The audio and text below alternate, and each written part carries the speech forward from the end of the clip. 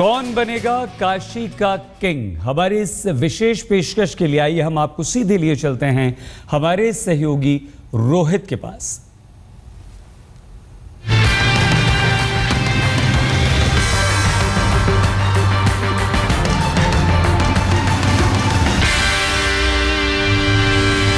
रातों रात वाराणसी इस देश का सबसे प्रोमिनेंट और हाई प्रोफाइल लोकसभा सीट बन गया है जब से नरेंद्र मोदी यहां से उम्मीदवार बने हैं भाजपा के, और उनको टक्कर दे रहे हैं आम आदमी पार्टी के नेता अरविंद केजरीवाल। और कांग्रेस ने भी अपनी मंशा साफ कर दी है कि एक मजबूत दावेदार उतारा जाएगा, एक मजबूत कैंडिडेट नरेंद्र मोदी के खिलाफ। हो सकता है वो चेहरा दिग्विजय सिंह हो। इस वक्त मैं वाराणसी में हूं, मेरे साथ कांग्रेस के कुछ नेता हैं, कुछ बीजेपी के भी हैं और जाने माने इंटेलेक्चुअल्स भी हैं वाराणसी के, जो हमें बताएंगे कि क्यों ये एक इंटरेस्टिंग फाइट हो सकता है इस सबसे हाई प्रोफाइल सीट के लिए चुनावों में।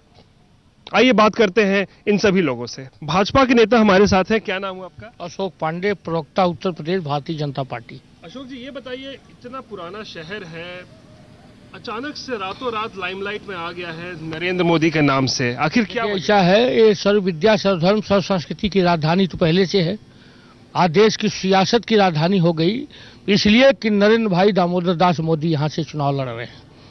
और दूसरी बात यह है कि काशी की जनता की मांग पर नरेंद्र भाई यहाँ आ रहे हैं, और देखिएगा यहाँ से चुनाव लड़ने पर पूर्वांचल की सारी सीटों पर नरेंद्र भाई दामोदर दास मोदी का प्रभाव पड़ेगा। अब भारतीय जनता पार्टी का कमल पूर्वांचल में निश्चित खिलेगा, निश्चित खिलेगा, निश्चित खिलेगा। ये हमारे साथ प्रोफेसर कमर किशोर मिश्रा जी भी हैं, कौशल किशोर मिश्रा जी भी हैं, जो बीएचयू में पढ़ाते भी हैं। बड़ा इंटरेस्टिंग आपको नहीं लगता है कि नरेंद्र मोदी आते हैं बनारस में, रातों रात इतना प्रोमिनेंस में आ जाता है ये शहर? क्या खास? देखिए, प्रोमिनेंस में बनारस हमेशा राजनीति में रहा है। 1980 में पंडित कमलापति त्रिपाठी और राजनारायण का चुनाव इस बात का संकेत था कि उस दौर में भी बनारस प्रोमिनेंसी के शिखर पर था। उसके बाद ये पहली बार नरेंद्र मोदी जी के बनारस आने के बाद बनारस पूरी दुनिया में राजनीतिक क्षितिज पर छा गया है। नरेंद्र मोदी जी जिस उद्देश्य से बनारस आए हैं उसका सीधा सीधा निहितार्थ एक राजनीति विज्ञान के विद्यार्थी के रूप में यह लगाया जा सकता है कि नरेंद्र मोदी पूर्वांचल सहित बिहार के 120 सीटों को प्रभाव में लेना चाहते हैं और चाहते हैं कि यहां से अधिकतम सीटें चुनाव पर जीते। 2009 के चुनाव में इस क्षेत्र में मात्र 12 या 13 सीटें भारतीय जनता पार्टी को मिली थी। 1996 के चुनाव में यहां से 60 सीटें मिली थी, तो 60 सीटें और 10 सीटों में बहुत अंतर होता है। इस आधार पर नरेंद्र मोदी चाहते हैं कि अधिकतम सीटें यहां से मिलें ताकि उनको केंद्र में सरकार बनाने में सहूलियत हो। यह बहुत फर्टाइल क्षेत्र है, सांस्कृतिक क्षेत्र है, भाषाई क्षेत्र है, औद्योगिक क्षेत्र भी है, लेकिन सबसे पिछड़ा हुआ भी क्षेत्र है। पिछड़ा इस संदर्भ में कि पिछले 65 सालों से विभिन्न सरकारें आई और इस क्षेत्र में उन्होंने औद्योगिकरण के लिए या रोजगार परक योजनाओं के लिए कोई काम नहीं किया। इससे यहां का युवक फ्रस्ट्रेशन में है। यहां का युवक नरेंद्र मोदी में ऐसी आशा की किरण देख रहा है तो कि उनके आने से औद्योगिकरण होगा, हमको रोजगार के साधन उपलब्ध होंगे। क्या नाम है आपका? रवि मिश्रा, उपाध्यक्ष। क्या कांग्रेस टक्कर देने वाली भी है कि नहीं, ये बता दीजिए पहले। बहुत ही सशक्त टक्कर यहाँ पर होगी और नरेंद्र भाई मोदी को जो लाया गया है, ये बनारस अवगुणों का शहर रहा है।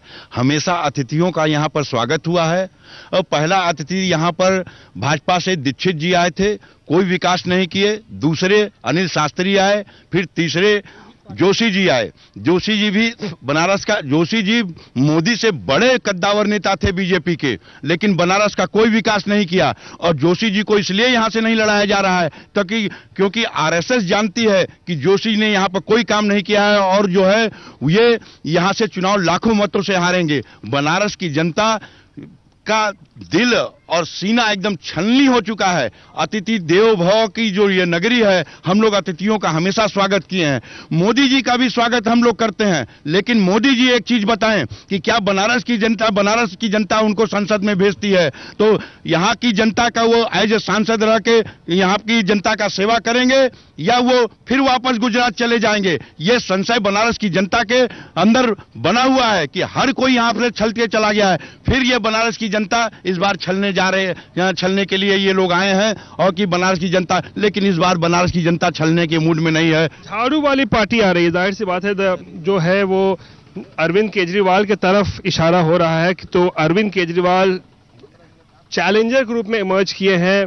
हास्य कवि मेरे साथ हैं बद्री जी ये बताइए, केजरीवाल साहब टक्कर देंगे क्या मोदी को, क्या लगता है आपको? देखिए, मैं केजरीवाल जी के लिए आपने बात की है, 4 लाइन में केजरीवाल जी के लिए कहना चाहता हूं कि उंगली पे अमेरिका के नाच दोनों आप नेता अपने अपने एनजीओ में लाखों डॉलर जोड़ा है। उंगली पे अमेरिका के नाच दोनों आप नेता अपने अपने एनजीओ में लाखों डॉलर जोड़ा है।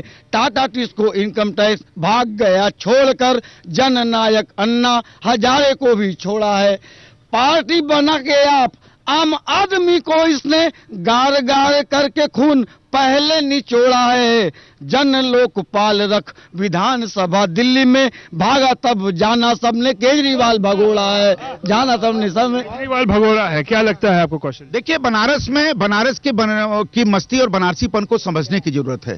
केजरीवाल बनारस को जानते नहीं है, बनारस में पहले कभी आए नहीं। नरेंद्र मोदी हमेशा यहां से आते रहे हैं और जो संदर्भ मिले हैं, दामोदर दास मोदी उनके पिता का नाम है, वो स्वतंत्रता संग्राम के दिनों में यहीं पर रोजगार करते रहे। यहां से उठ करके वो गुजरात गए अपने परिवार का संचालन करने के लिए। इसलिए नरेंद्र मोदी से बनारस अछूता नहीं है। बनारस को नरेंद्र मोदी जानते हैं, नरेंद्र मोदी को बनारस जानता है। यह इसमें कोई बहस की बात नहीं है। इसलिए बनारस में नरेंद्र मोदी को बाहरी कहना यह तो हास्यास्पद स्थिति है। जो लोग नहीं जानते वो इस बात को बोल रहे हैं। 1889 में विवेकानंद नरेंद्र के रूप में आए थे और 2014 में एक दूसरा नरेंद्र आ रहा है। तो नरेंद्र को आने जाने की परंपरा तो बनारस में चलती ही रहती है। और विवेकानंद को काशी ने विवेकानंद बनाया और नरेंद्र को काशी कुछ और बना करके भेजेगी। ये सीधे बात है। अब क्या बनाएगी? लेकिन ये बात समझिए कि बनारस का चुनाव किसी जाति संप्रदाय के आधार पर नहीं होता। बनारस का चुनाव निश्चित तौर पर बनारसीपन के आधार पर होता है। यहां जाति संप्रदाय पर चुनाव होता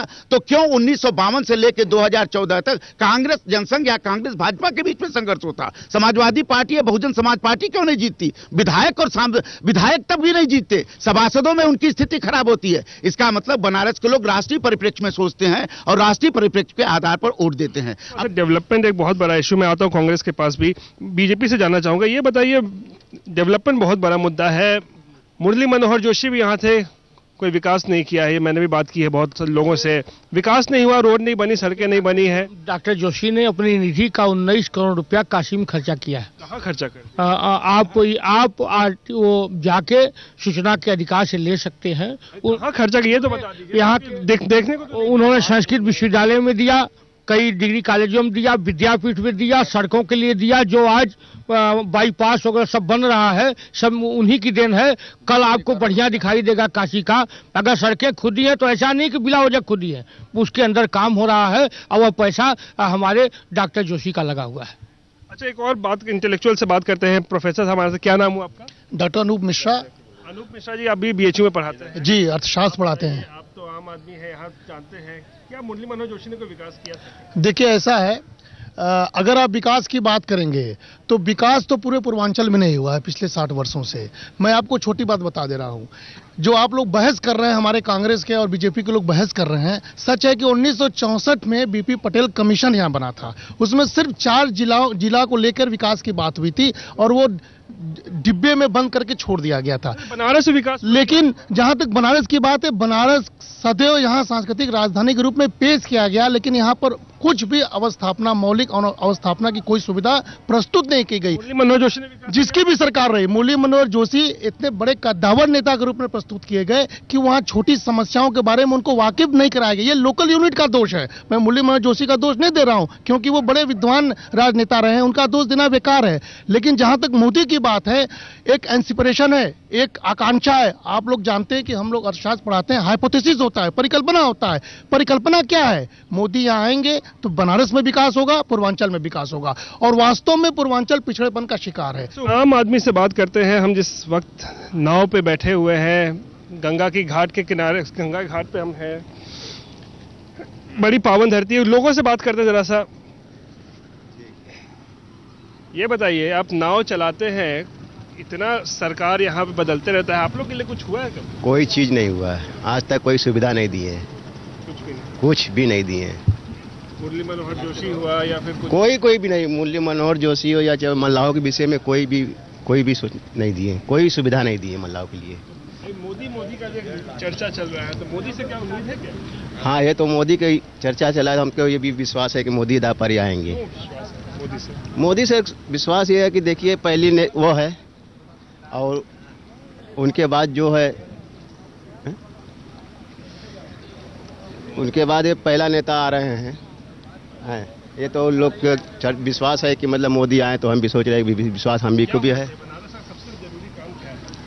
बनारस में विकास होना चाहिए। विकास नहीं हुआ अभी तक कोई विकास नहीं हुआ है।